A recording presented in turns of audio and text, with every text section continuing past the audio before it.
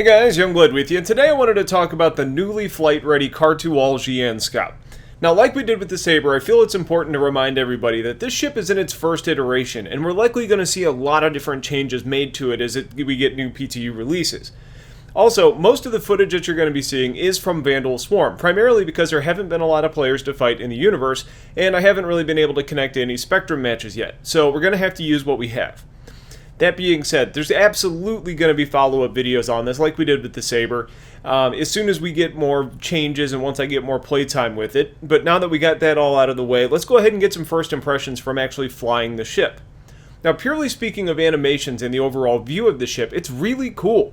Watching the thing go from landing mode and transforming into flight mode is a really neat animation. And additionally, the wings or arms, or whatever you want to call them, that rotate and fold and move into different configurations is a pretty impressive sight to see. Now, once you're actually in the cockpit, the flight controls are these orbs, and while you aren't actually normally paying a whole lot of attention to that, it is a cool aesthetic to see, and it gives some variety to the game. Now, speaking of variety, the ship's quantum animation is actually different from the ships that we have in place today.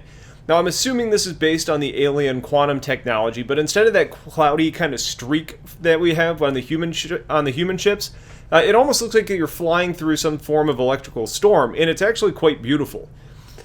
Now, I know there was a lot of concerns about the vertical bars in the cockpit, and they are a bit obtrusive, but it's really not that terrible. Now, with gimbal weapons that are in locked formation or fixed weapons, you really need to keep your target closer to the center of your screen anyways, and with the HUD indicators that are there, you're not really losing out on any of your targets.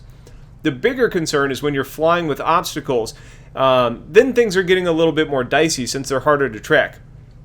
Now, I think once Track IR implementation is back, this is going to be a really, really cool cockpit to fly in. Now, my first impressions of flying this ship were, wow, this thing handles really well. But after playing a little bit more and getting into more combat with the thing, that impression rapidly changed. Now, it's true, it does change directions pretty quickly as far as how you're facing, but you continue on the same vector for quite a while. It's like the ship turns tight, but the thrusters can't compensate correctly, so you maintain a lot of your momentum, meaning like with a lot of other ships in their first release, the Scout is incredibly drifty.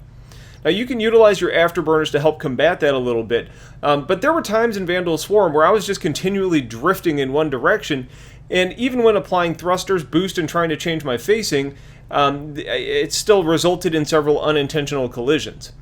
And when the Scout does get into collisions, whether that be with another ship or an asteroid, it looks like it's made of paper.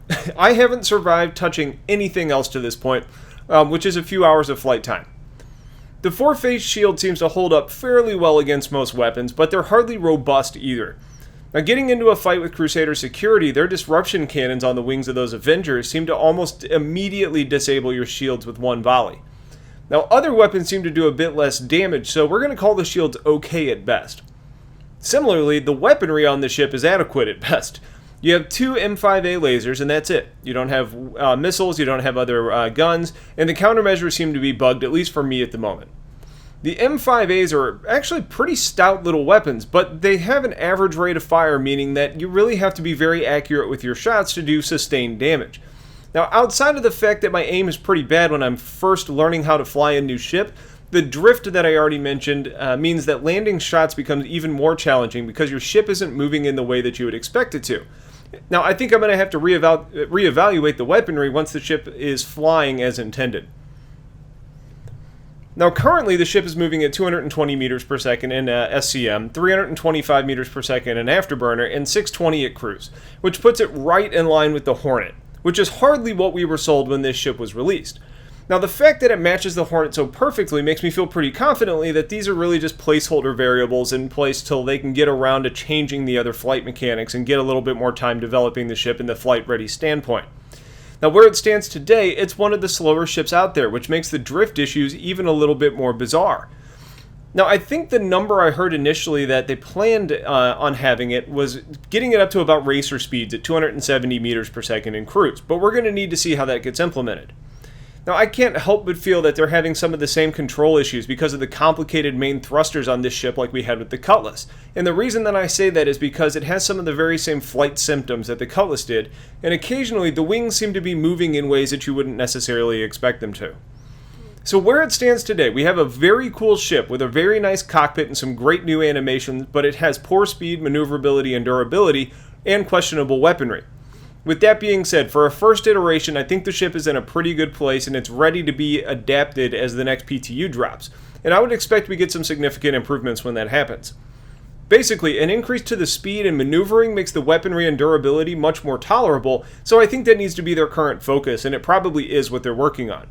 So that's going to be it for this first impressions video. If you have questions, please leave them in the comments. Otherwise, keep an eye out for a follow-up video soon, along with a lot of other content. I appreciate you guys watching. Have yourselves a wonderful day, and take care.